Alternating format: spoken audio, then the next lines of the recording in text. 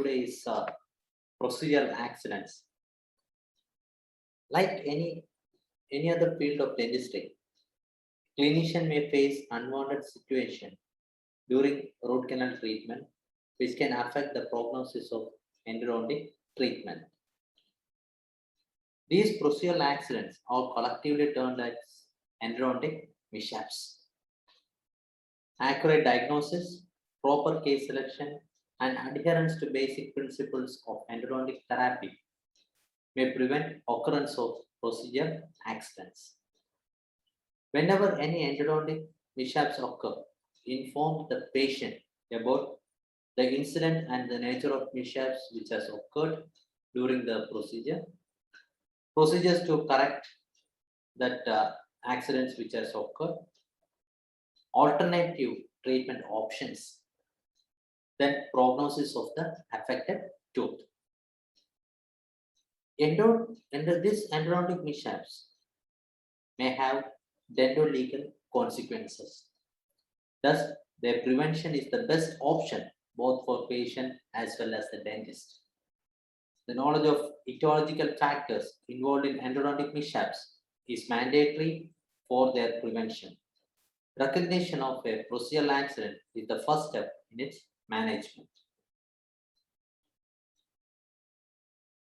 As a dentist, these procedural accidents can occur at any stage of root canal treatment, which may lead to endodontic failures.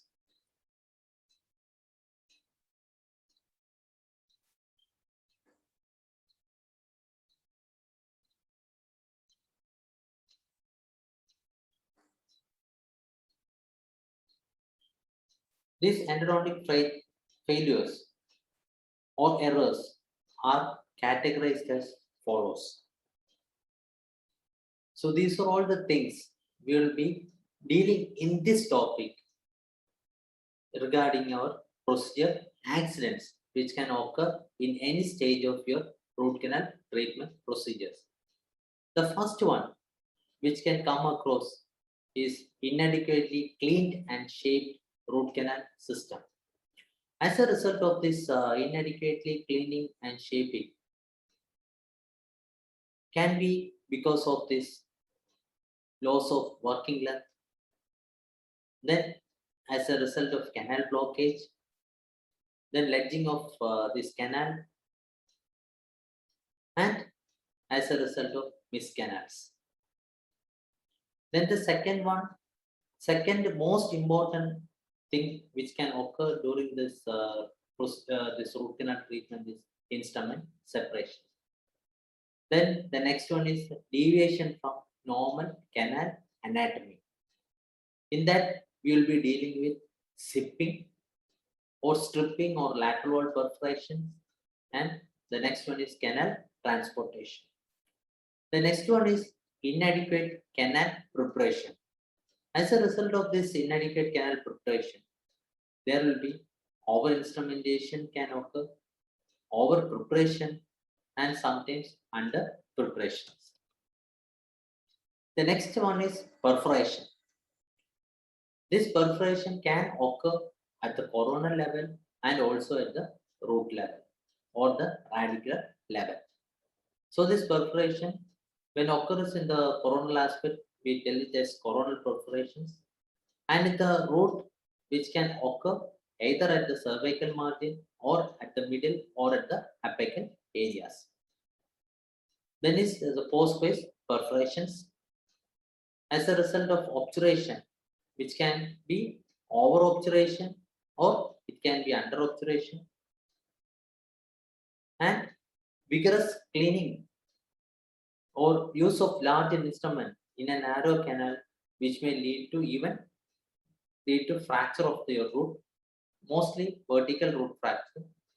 And the most important thing which can occur as a result of this procedural accidents are instrument aspirations. So as we go into this topic, we will be dealing each one in detail. That is how this loss of working length occur, the etiology, the identification. The second one is canal blockage, which can occur during your treatment procedure. What are the reasons and how you can prevent the canal blockage? Then the treatment. Then what do you mean by ledging? Because mostly this ledging and also this deviation from normal canal morphology, either stripping or stripping or lateral wall perforation, canal transportation, mostly in all the university exam, which can be asked as a short note or a short essay. So that is very important. You have to know the difference between what is ledging, what do you mean by sipping, what do you mean by stripping or canal transportation. So these are all important things which may occur or lead to this procedure accidents. So identification of this canal blockage is an important thing. Then the prevention. Then we'll be going each and everything, the treatment modalities or how you can prevent this procedure accidents, miss canal. Because we have to, when you go ahead with any of your tooth, you have to have a thorough idea regarding the anatomy of the particular tooth which are going ahead with your root canal treatment procedures. Whether if there is a chance of accessory canal, what is the percentage of that? Better, most of this miss canal we can only note that because IOPA will be in a little way only it will be identified. Mostly the CBCT, we can identify how much canals are present and you can go ahead with the treatment procedure, thereby preventing the missed canals. And how you can, and the important thing which you have to keep in mind when you are going ahead with the treatment procedures, then instrument separations, which I have already mentioned, the reason for this instrument separations, that is instrument separation which occurs by improper or overuse of instruments. Because in that the important thing is the Sotokowa classification of instrument damage you have to deal with, and the etiology, how this instrument separation occurs, and the important things are what is sipping, that is transportation of apical portion of the root canal. In this, you can see that the one area of this canal will be properly cleaned, whereas the other area will be left behind. And this particular area, if it is not cleaned properly, this microorganism will be present over this area. And there is a chance of reinfection even after your thorough cleaning and shaping of the canal. And in that canal transportation is also there, and how you care to manage. And the next one is inadequate canal preparation, that is you are going to violate your periodontal ligament space, then alveolar block, loss of apical constriction, open apex, overfilling, lack of apical seal, which can lead to pain and discomfort to the patient. And you have to know the best treatment possible in case of this inadequate canal preparation or in case of over instrumentation. And you have to prevent over instrumentation also. Then is over preparation, because mostly in case of this over preparation, I have already mentioned you there is a chance of lateral wall perforations, which may lead to failure of your tooth structure. So all the suggested size for an apical preparation in all the root canal treatment tooth structure. Then the under preparation, because when you are going ahead with your under preparation, there is a, because this much of areas is not thoroughly cleaned. Because if you are not going to do a cleaning and shaping procedure or thorough cleaning and shaping, the particular microorganism formation will be there, or mostly the biofilm won't be removed. There's a chance of reinfection. Then perforation, because the mechanical or pathological communication between root canal system and the external surface of the tooth structure, that's called perforation. Then stripping or lateral perforation, you can see this nicely that because of this over instrumentation through a thin wall of the root canal, there will be the chance of perforation or lateral strip perforation in this particular area. Thereby, there will be communication with the soft tissues. Prevention of this are use of pre-cut files, use of modified files, and using anti-curvature filing. And there will be going ahead with, because if any of the perforation occurs, you have to repair that particular perforation, because if you are not going to repair that particular perforation properly, there is a chance of infection.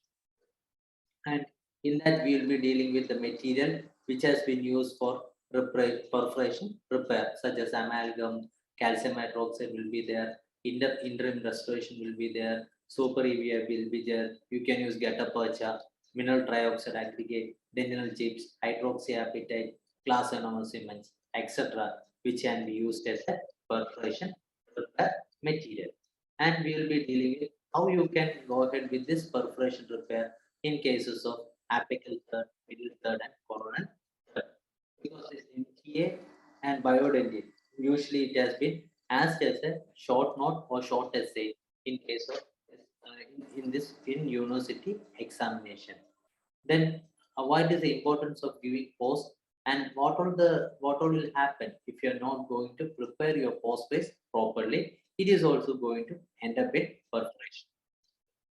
Then the second one, underfilling or incomplete filled root canal, which may lead to that mostly in cases where there is ledge blockage or instrument separation, which will be preventing your root canal treatment to reach the apical area. Then overfilling of root canal, that is beyond your root. If you are going with your gutta percha obturation, what all things can happen and what are the reason for overfilling. Then vertical root fracture, long term, because if any fracture occurs, it will be prone for or reduces the long term prognosis, leading to extraction. Then for the prevention of this fracture, then we are going to deal with inspiration, instrument aspiration, and injection. If you are not taking proper care in instrumentation, there is a chance of aspiration. So better in all the cases of this root canal treatment procedure, better to use a rubber dam. Because of this in anesthesia, there is a chance of nerve paresthesia, tissue emphysema, then irrigant related bishops. That is the important thing, because mostly in case of this, because the proven irrigant, which is better for a root canal treatment, is sodium hypochlorite. And if you are not taken proper care of using this sodium hypochlorite, you are going to end up in trouble. That is the sodium hypochlorite accident when it comes in contact with eye, when it comes in contact with skin, when it comes in contact with the oral mucosa, you will all will be prone for chemical burns and tissue necrosis when it contacts with the soft tissues. And the prevention, and also when it comes in cases where there is accidental contact, you have to know the treatment management also. So these are all the pictures which are all irrigant related missions, and the prevention is important thing. So this particular topic, we will be dealing with these things in detail so that you can prevent the reinfection.